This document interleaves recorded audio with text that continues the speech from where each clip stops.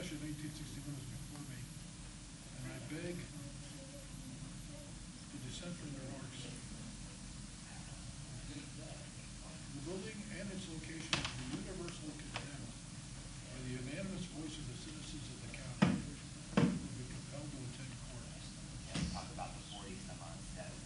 Situated on the top of a high hill. Well, you know, Wagner, Congressman Wagner, he owned the land, and he struck a deal with the owner. So this was the Congressman owned this land, and when he wanted to sell, he had to buy it. Oh, wow. So, and Wagner was, remember that where they... Is he the one they hung an effigy? Yes. So, and then they went, remember they walked up Northampton Street, the Broadhead house. His house was spared while he was in D.C. to come back and get the flag out on it. His wife decided to put the American flag on it. So they thought he was like Didn't they trash a newspaper office too? yeah, that newspaper office doesn't exist. You know where the trust building is, the boarding call was. Yeah. And Gail Wells offices and who's in the one what's her name? Griffo. So it was right, so if you're facing that building, it's across the street. It's 401, not too far. All right.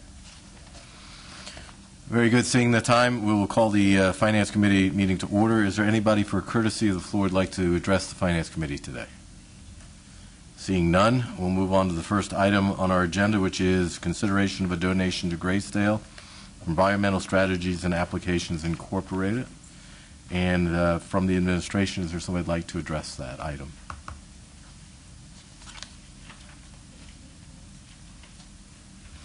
Hello. Good afternoon, Council. Hello. We have Peter Gladstone of Boy Scout Troop 44, who is doing his Eagle project and has chosen Graysdale for that. Along with that, Environmental Strategies and Applications, Inc. has donated $600 for that project, a garden. And the location is under the arcade, so if you are facing the Graysdale main entrance and if you just turn to the left and walk around the building and look straight ahead, there it is under the arcade. So this is $600 from Environmental Strategies for the completion of the Boy Scout project, Eagle Scout project. Okay. I don't... Just one question. Do they get a tax deduction for this? I don't know.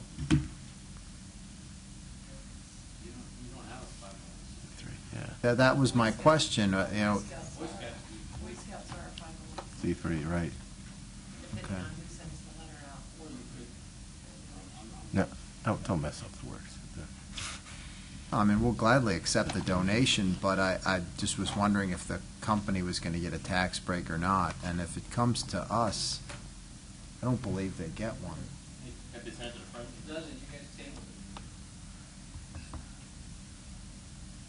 I missed it. If it comes to, I don't know the answer if they get a tax break. The request is, will you accept the donation? Yes, we will accept the donation. Right. I think their tax ramifications are their issue. Yes, though. correct. Okay. Does anybody want to move that forward as far as a motion? Thank you. I have a second on that. Very good. All in favor? Thank you. All right, let's get into then. Is Mr. Rugis here? No, he's not. He is not. Are you ready to address these items? All right, then let's start with the ERIS engineering. This is a contract for short circuit study, protected device coordination, and arc flash analysis for the electrical system at the courthouse. It's a 60-day contract, price being $27,000. That is correct. We've had quite a bit of problems with the arc flashing downstairs. I think Mr. Phillips is a little bit familiar with it. They have set up with ERIS to go through and do a study and find out why this is happening and what we can do to stop it. Okay. Discuss this. The last time we had our, we didn't have a committee meeting for August, but excuse me, for September, but in August. At the capital projects? Correct. Okay. Okay. Very good. Anybody have any questions on this? Seeing none, recommendation move forward. So moved. Very good. All right, thank you. Any dissension on that? Next item in line You going to address this one as well? Sure not. Okay. This is the BSI corporate benefits. This is for brokerage services for health and ancillary benefits with an estimated cost of $78,000 a year, and it is a 3-year contract. This is for, as it says, healthcare and ancillary benefits. We are contracting with BSI because they can do a lot of negotiations where we are not allowed to with the companies. We had, I want to say there was 5 overall bids that we received, and HR and myself, we had, the committee, we had gone through them all. BSI was the lowest per person, per enrolled person throughout the thing. They have a lot of different, they have a lot of contacts with the companies that we deal with, and they are able to work with us in a very swift manner. They will help us with open enrollment. They'll help us to improve our employee benefits for less money or the same amount of money. We will be able to get better benefits for the employees. Okay. So we are asking for this one. Mr. Phillips? We had 46 firms access our request for proposal, which is good. 5 firms submitted responses, which is good. And 4 firms elected not to participate. So that at the time of the opening, we only had 1. That is not correct. There was 5 that we had, and 4 that, out of the 40-something, there was 9. So we had 5 that actually submitted bids that we went through, and 4 that decided not to participate. So 5 firms submitted responses, and they took those through, and they were part of the bidding process. That is correct. That is And correct. then 4, they responded, but they didn't. With a no bid, gotcha. yeah. So, who was providing, was this just like an end contract for our previous? We have not had one, no. We have not had a broker in quite some time. We pay a lot more than we should, honestly, Mr. Phillips. Coming from an insurance background, this is something that is essential to the county. Again, they all had in their bids how much they would be able to save us the first year.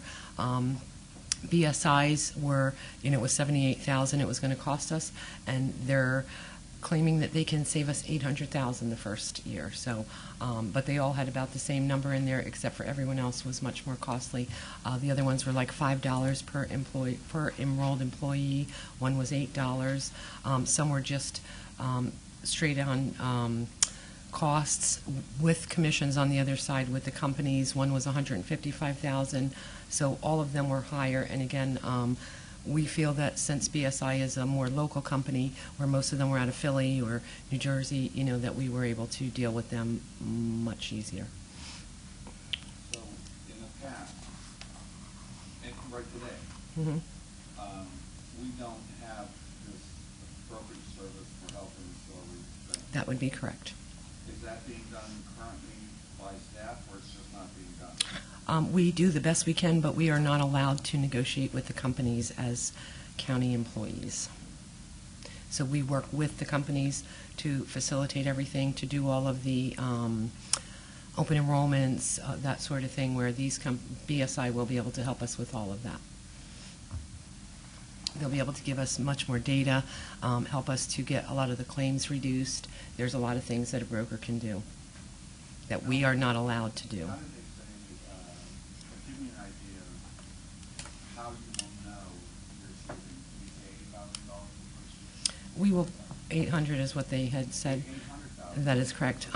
What they do is, again, they go through, they look at claims, they get claims reduced because a lot of companies, a lot of insurance, a lot of hospitals, doctors charge a lot of extra money when you are not able to go through your claims and pick out what's what. So they do that. There's a lot of different services that they can help us on with to save money. And if you'd like me, yes, we can, absolutely. It's well worth it to see what we get. We would appreciate that, yes. Mr. Warner? You said $800,000. That's what they're saying. I'd like to hear from our director of I could bring information. She is on her way to Citizens Academy, It starts early tonight, and tomorrow she's on her way to. That was a, Okay, after it's right, because this is going to tomorrow's meeting.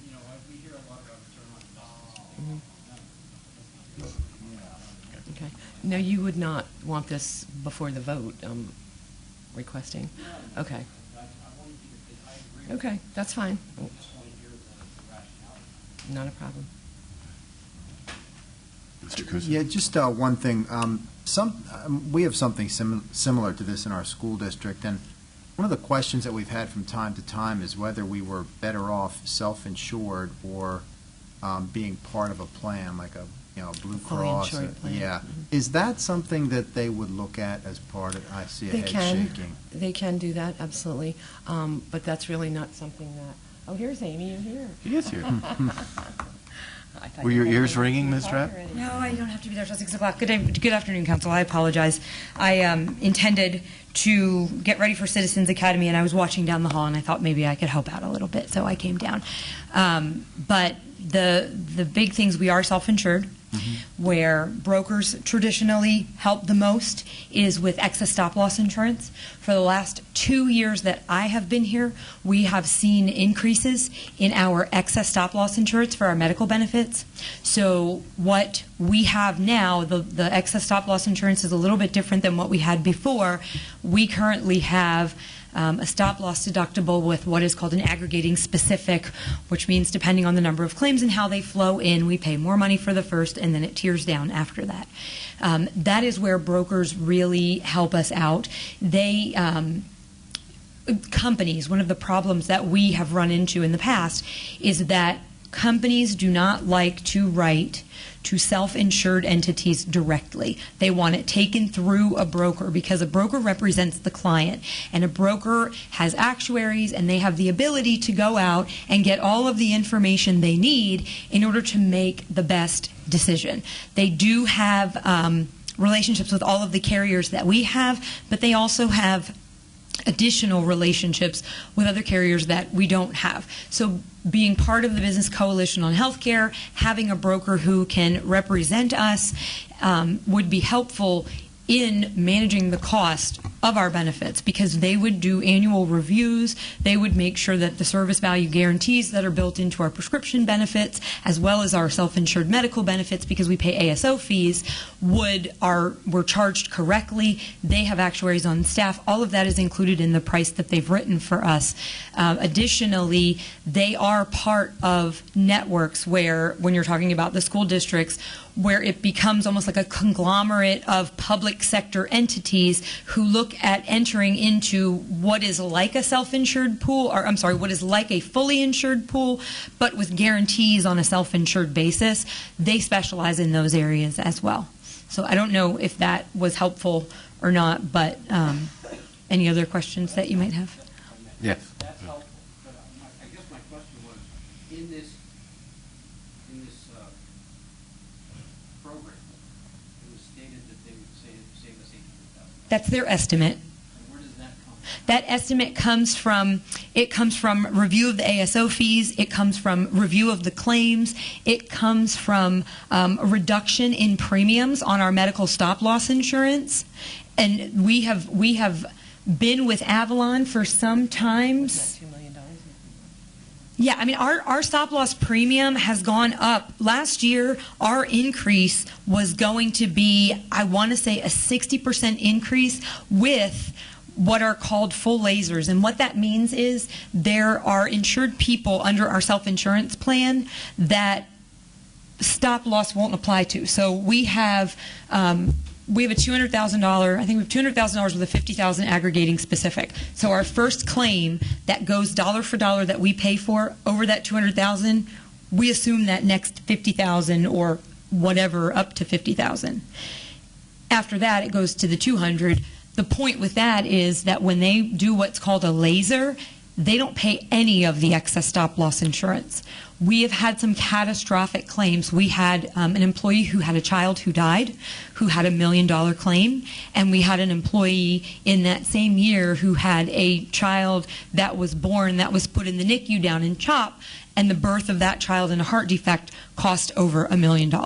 So we had two very large catastrophic claims, and that's what self-insurance is designed to protect us from.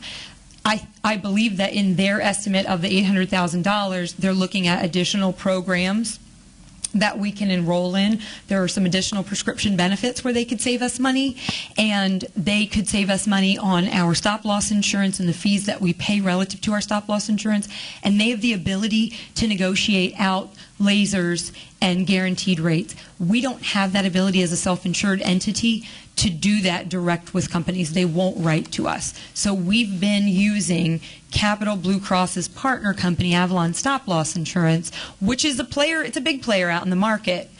But there are other, Sun Life, I'm trying to think of the names of the other companies, that would provide us opportunities of maybe very significant cost savings if we had the leverage to negotiate with them. So you're saying Capital Blue and Avalon doesn't have that? Avalon is Capital Blue. I mean, they don't have that leverage at all for those other opportunities. Because we don't have a broker, we can't go to other, right, because we don't have a broker, we can't go to other entities because they will not write direct to us. Now, we can let Capital function as our broker and they'll write through Capital, but then what Capital does is they impose an additional 5% fee on us to do that.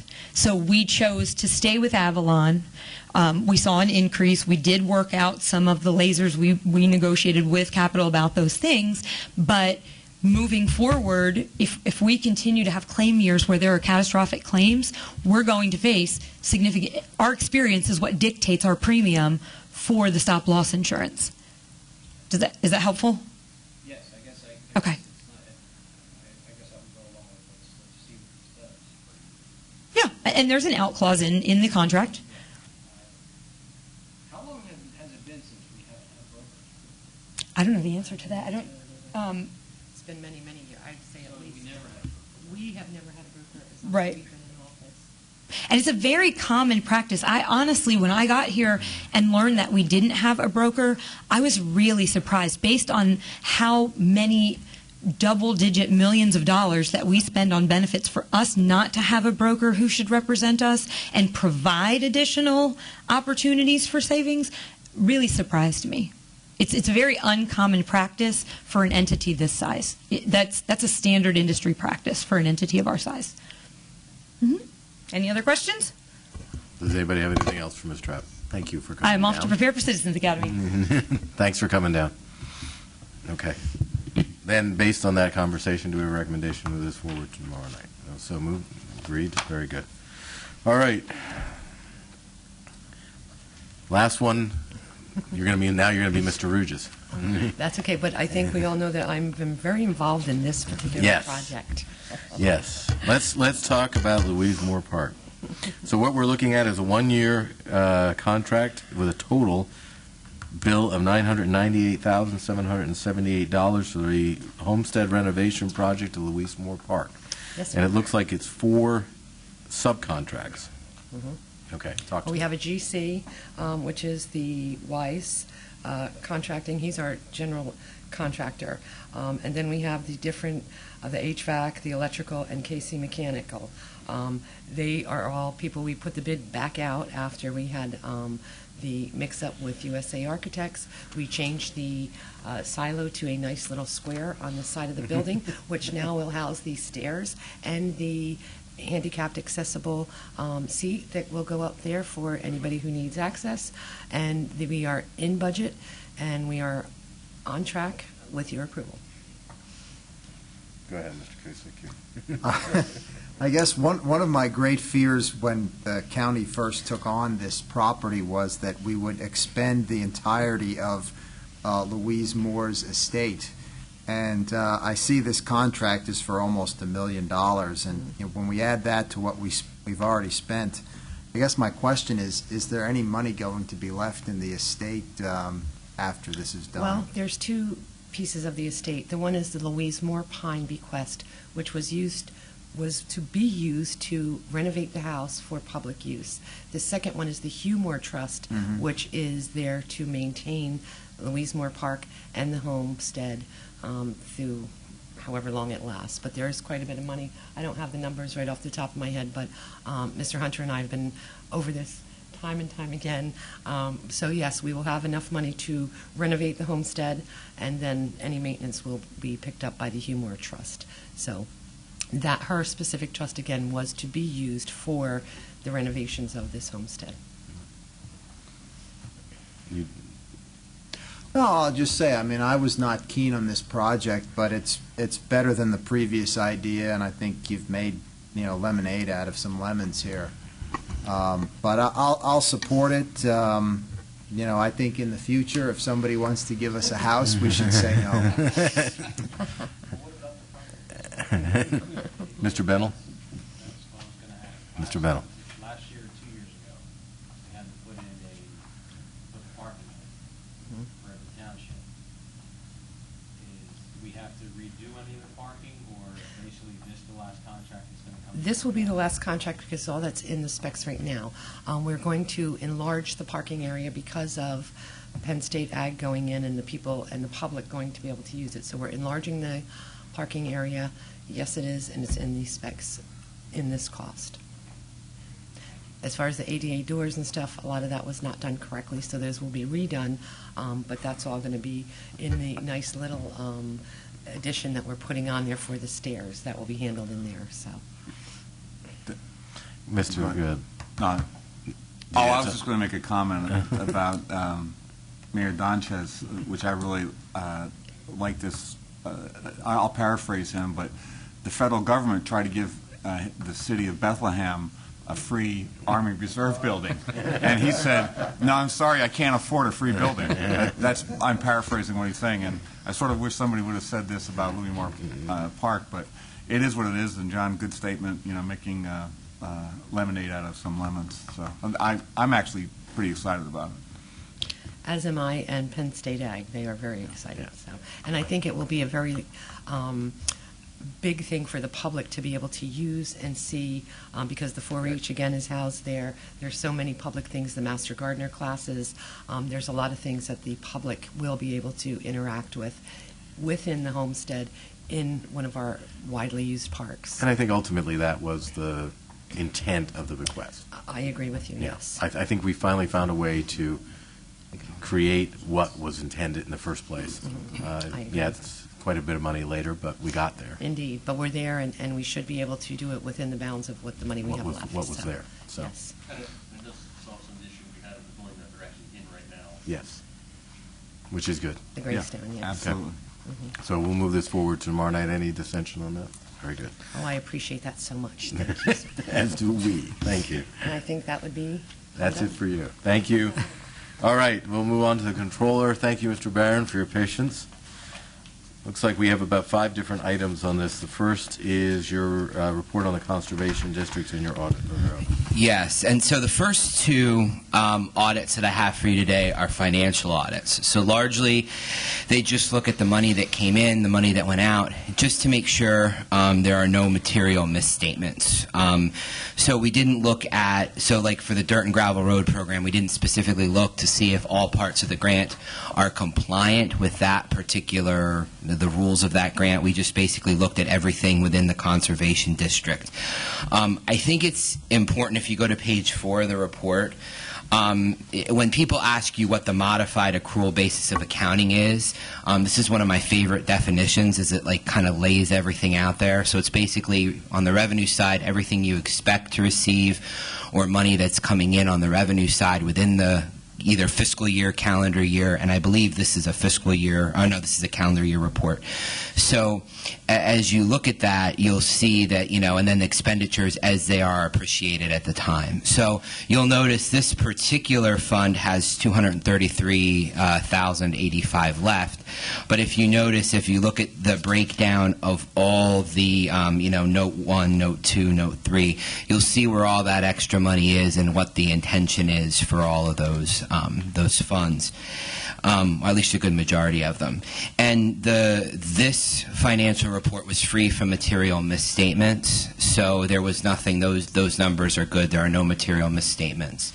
And materiality is, for this particular fund, pretty small because it's not a lot of money. So that's a good thing. Okay. Anybody have any questions on this audit?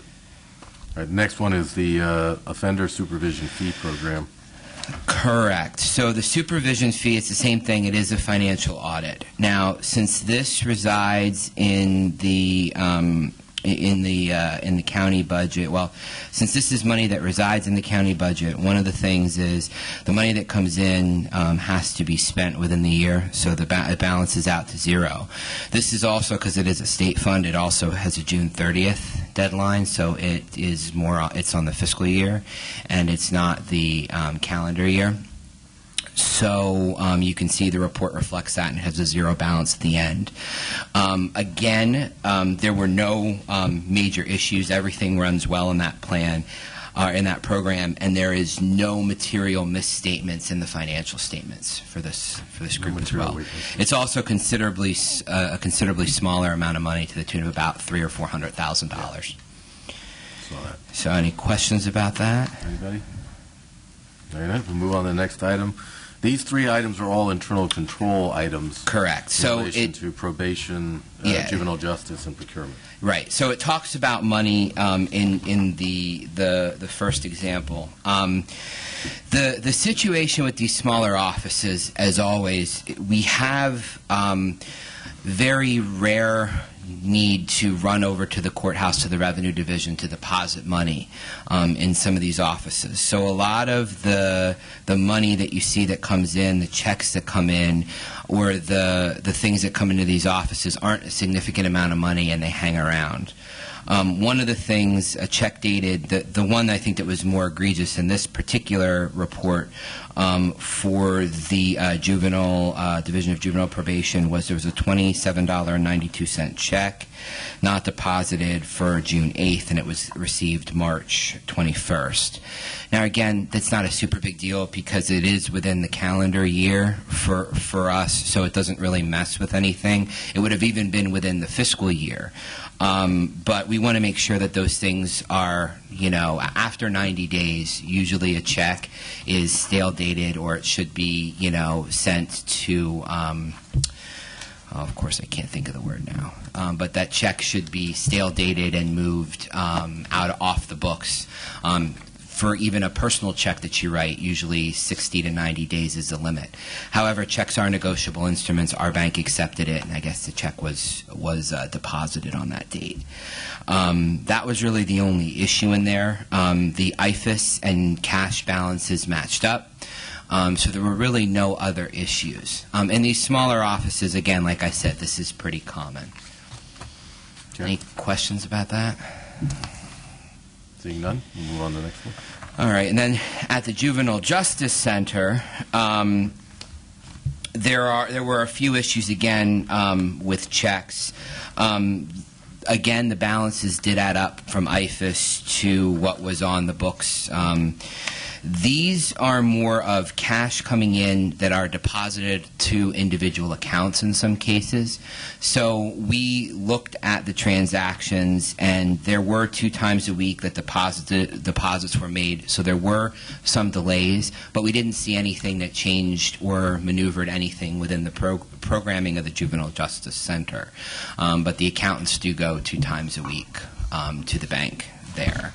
So they're going twice a week as matter of course, but regardless of the amount of money that was received in the interim. Yeah, and there's not. I mean, honestly, they're going twice a week, and sometimes they're not hardly taking anything up there. Sometimes they don't even have to go 2 times a week. Gotcha. So that's they're again these are places where not a lot of money is collected. Right. One of the things though, that the benefit of looking at like the Juvenile Justice Center and the prison and some of those other types of places are pretty are pretty interesting or good because if you have people that are bringing money in, or you have somebody who's saying, oh, you need to bring money in, and then that money is not making it back to our books or to that individual's account, you would hear from people and see that there was money that was being taken in and sort of off the book. So it's nice to be there every so often, every other year or so, just to double check and make sure that those things are not happening. That did happen at the prison, unfortunately, about 6 or 7 years ago, where someone was actually convicted of a crime for doing that. Okay. All right. Anybody, any question on that?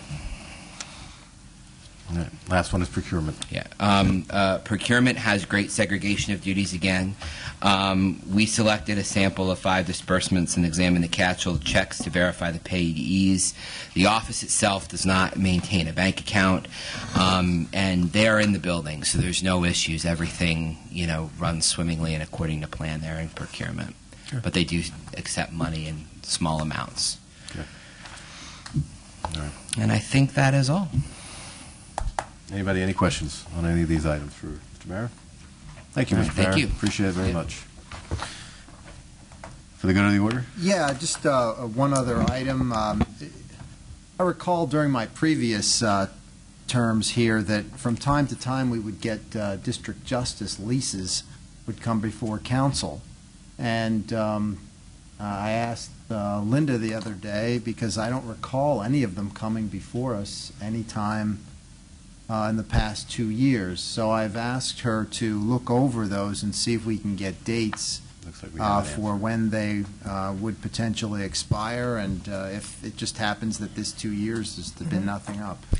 They have not been expiring, as you said, but we have received about 4 or 5 of them, I think. We're just reviewing them for just to see what they're doing, how they do it, what their negotiations are. So we should have them. They've been through the solicitor's office and given to administration, and we're reviewing them at this point. And none of them expire until December 31st. So you'll have them in plenty of time to. Okay, so review there them. are how many and which ones? I want to say do you there's. know? I don't have them off the top of my head, but I can get that to Linda, and I'll let you know which ones and how many I have currently. And I want to say either 5 or 7 of them I have. About that, yeah. That we need to approve this year? I mean, It will be put into Linda's hands. For new term. They expire I was going to say they December 31st, expire December 31st, so. I'm talking about the lease for the office space, not for the district justice who. I understand that, absolutely. Okay. These are building leases. Right, building for leases. the space that they are in at this point, yes. And They're there's occupying. 5 of them that are going to be due at the end of this year, is that? I would like to say 5 or 7. Like I said, I do have them. So we will have them all ready and over to you. And again, they went through the solicitor to Deborah French, who actually court administration negotiates the leases from what we're being told. And we review them and wanted to review them a little carefully, just to see what's going on and what the differences are, that sort of thing. Yeah, it just seemed unusual to me that over a 2-year period that none of them had come before council, and I was wondering Some of them have what, sunset evergreen clauses in them, which means they just continue and don't come back before a lot of it. So we're looking at that also. Like I said, we just wanted to get an overview on the leases and see what goes on, how it goes on, and we'll give Linda all the information. Okay. Just curious, Thank you. thanks. Okay. Anybody, anything else? Seeing none, movement for adjournment. There we go. So moved. We are adjourned.